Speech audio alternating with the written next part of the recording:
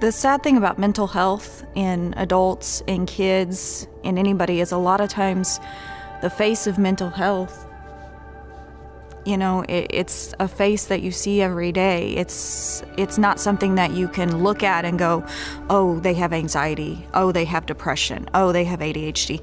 You can't look at someone and see it. Our students are no different than any other students.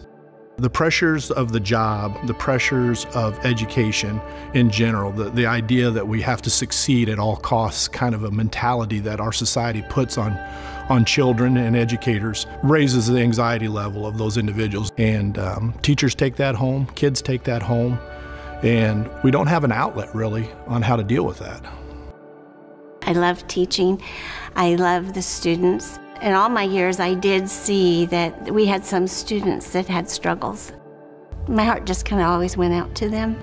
All this year, we've been dealing with the pandemic, and I see such a huge shift to where we're dealing with mental health right now. I think we are just going to be appalled to see the rise in mental health issues from children in the elementary school all the way up to adults. Maddie was in second grade when she was first diagnosed with ADHD. Maddie had a lot of trouble with focusing. She didn't have any of the hyperactivity, it was mainly the focus. When hybrid came, changing that schedule was really, really hard for her, and it took a lot of reorganizing for us as a family. And that's when we saw her anxiety start to exhibit itself. She actually has panic attacks to the point where she shakes and has given herself a black eye. You just want people the kids especially, the students, just to feel good about themselves and to have the tools they need to be successful in life. We know that 1 in 5 children struggle with some sort of mental disorder.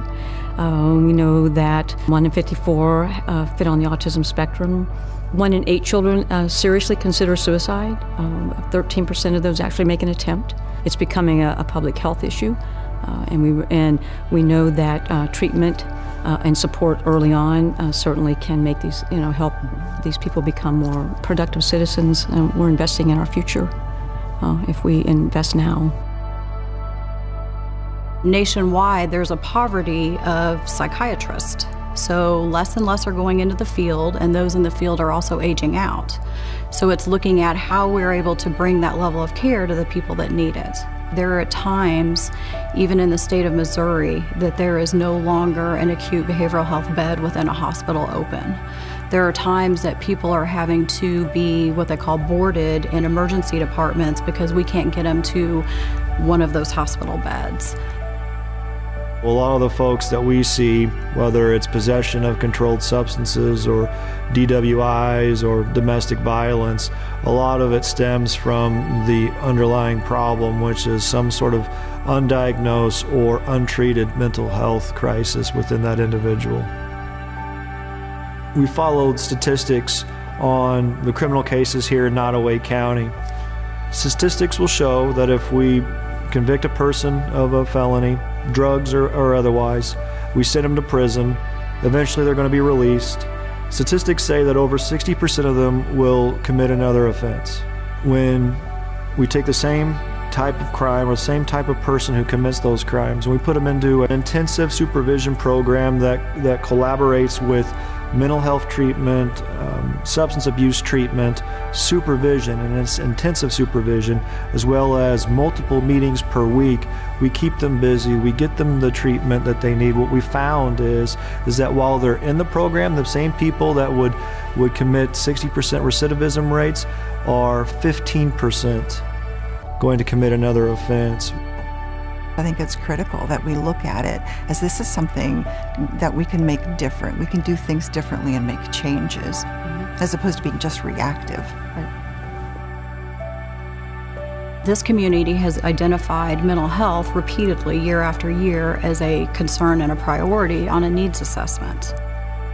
Right now there's a task force. That task force consists of a prosecuting attorney, defense lawyer, probation and parole, the healthcare officials, local substance abuse and mental health officials. This team would put together services, manage the funds to provide services to those who are in acute mental health crisis.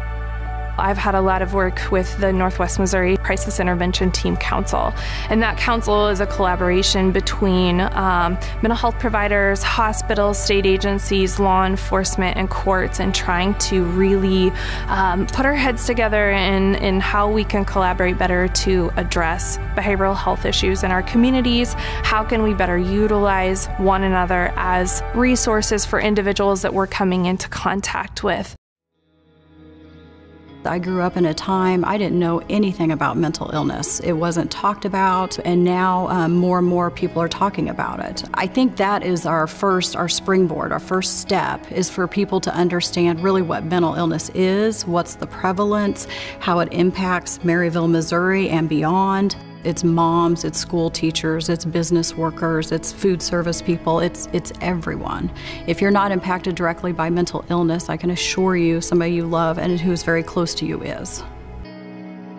My husband was the youngest of 12 children. I think the paternal grandmother suffered from depression. Several of his siblings have dealt with depression. And it was a rocky road. You know, when life was good, it was very, very good. But it was a situation where medications were needed just to keep the levels in his body balanced. I think probably years and years and years of just putting on that happy face every day and just getting through life just really wore Pat down. And, you know, we did not expect the outcome.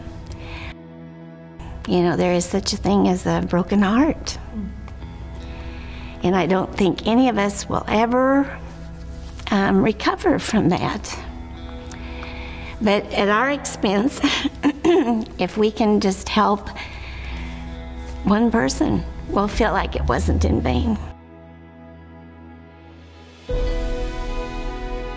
When you're helping that individual, you're also helping the teacher in that classroom. You're helping the school counselor who's struggling, trying to deal and help this individual. You're helping the school principal who's struggling to try to find help for the teacher and the counselor to help this person.